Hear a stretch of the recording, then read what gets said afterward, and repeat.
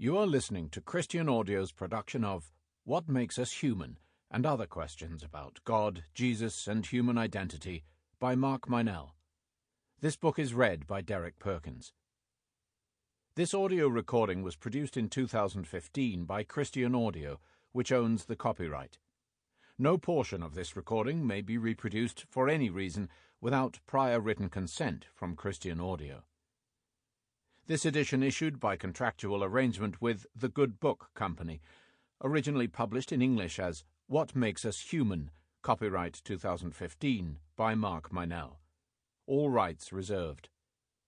Please visit christianaudio.com, facebook.com/christianaudio, or twitter.com/christianaudio to offer your impressions of this work and to explore additional titles. To Mum and Dad, always indebted for laughter, love, and life. Introduction. Who am I? At first sight, you might be tempted to dismiss this question as something that only angst-ridden teenagers and wild-eyed backpackers ask as they toil to the summit of a Tibetan mountain in search of a guru with answers. And certainly many of us go through that experience in early life as we try to work out how like or unlike our parents we want to be, and as we explore what we should believe, test our gifts and abilities, and try to find our place in work, friendships, and faith. But at a more fundamental level, what might seem like a rather abstract philosophical question is actually something of vast and crucial importance to many of the issues that trouble and concern us day by day. Questions of personal ethics, human rights, and sexuality. Questions of economics, war, family, and close relationships. Questions about right and wrong, who we are, and how we view other people. The answers we give in all these areas are shaped, deep down, by our answer to this fundamental question. What is a human being? What I understand to be the answer to that question will determine both massive and mundane choices that I make each day. Should I marry him, or should I stay single? Should I turn off my mother's life support machine, or should I insist that it is kept on? Should I feel guilty and ashamed about how I treated her, or should I just shrug it off? Who should I vote for in the election? What should I eat for dinner? Which TV show should I watch?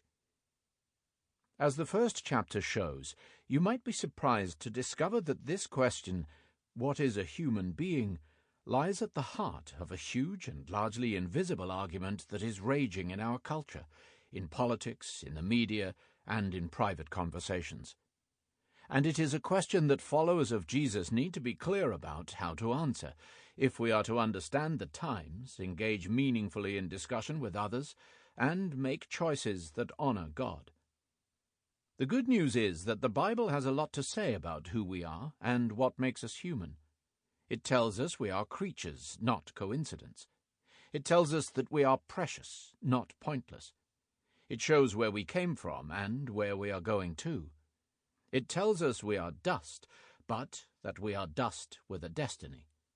And, ultimately, it reveals to us a man who is the measure of what it means to be truly human.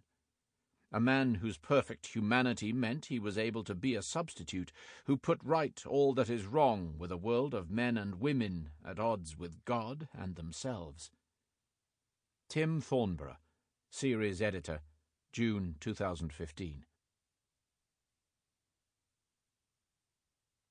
Chapter 1. Who on earth are we? This is a short book about a big subject.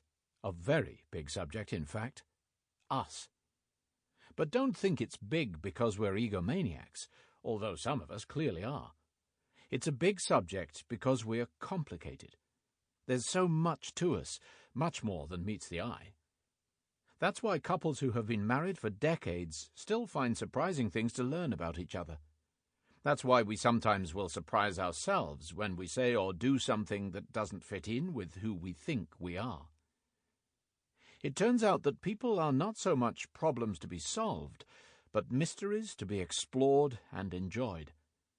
Isn't that one of the reasons why people are so fascinating? Sometimes it's fun to Sample complete. Ready to continue?